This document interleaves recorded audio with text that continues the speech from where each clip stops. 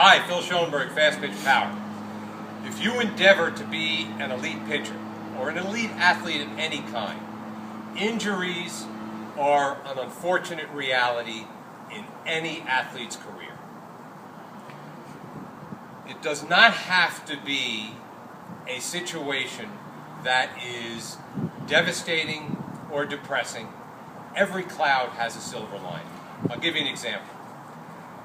Have one of our top pitchers who had surgery on her elbow and forearm for an entrapped nerve.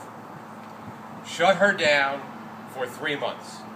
At the beginning she was devastated. Obviously there was nothing she could do with her upper body. She kept her lower body in condition as best she could and did some aerobics training and so on just to keep on track for conditioning purposes. When she came back from this injury, she had been a 56 to 58 mile an hour pitcher. She'd never hit 60. When she came back from this injury, she was a 60-plus pitcher. Forced rest enabled not just her forearm to heal, but her entire body. She came back invigorated, she came back stronger, and she came back refreshed.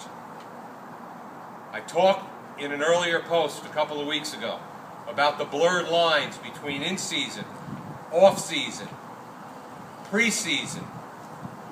There's just no time for our athletes, our young athletes, to get the rest that their bodies need in order to fully recuperate.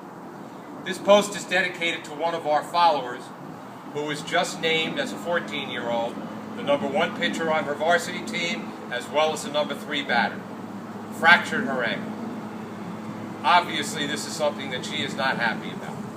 But I am going to show you today how you can stay in the game, how you can work on isolating very important components of the delivery of your pitch even when you have a lower leg injury of that nature. Now be absolutely clear and certain on this that anything that I'm going to show you or anything that you attempt to do be run by and approved by your orthopedic surgeon, your physical therapist, somebody with a high level of expertise who knows exactly what your situation is and is able to tell you that you're able to do these drills. Let me demonstrate. I have a ball bucket. It's stable and it's on a stable surface. Let's say it's my drive leg. I'm a right-hand pitcher where I broke my ankle. I'm going to put my knee on top of this ball bucket and I'm going to set myself up in drill position. From this position, I am tracked and my upper body is stable. Obviously, I'm not going to stride, I'm not going to drive through because I have a broken ankle. From this position, and I don't have a catcher, but I'm going to be going into my glove. From this position, I can do all of my forearm fire drills. You should ideally be doing this to a catcher, 25 to 30 feet away, to see how you can increase speed with utilizing only hand path and arm speed. Forearm fire is a great drill to do when you're in this position. If it happens to be your stride foot, it's exactly the same thing. I put my other foot on the ground, my stride foot forward, and I perform, Got to get the ball. I perform the same drills. Arm circle drills. I must keep my body stable or I'm going to risk falling off of the bucket. So arm circle drills, same thing. Great way to increase hand speed and to really reinforce hand path because you're going to have a catcher that you're throwing to. 3-2-1 drills where you do 3 circles. The third circle is faster than the previous 2. 1 is fast, 2 is faster, 3 is fastest. 2 circles, 1, 2, fire. Great way to increase hand speed and to solidify hand path. Movement pitches, the same thing. Put my body in position to throw my curveball. I go into that position and I throw really good spin pitches. Get to the back of the circle with your hand in the correct position. Come through the throw zone.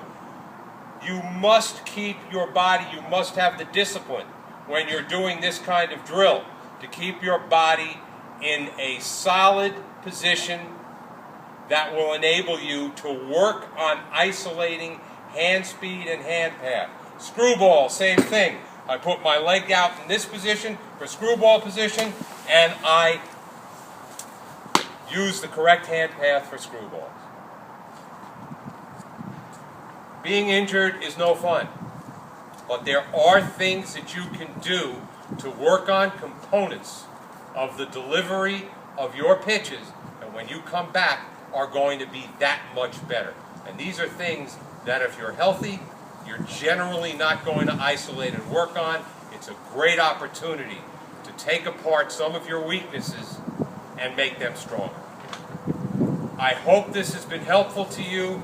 Any of you who are out there who are unfortunate enough to have any kind of injury, don't let it get you down. Remember, every cloud has a silver lining, and you will, with the right attitude, come back better and stronger than you were before you were injured. Talk to you next time.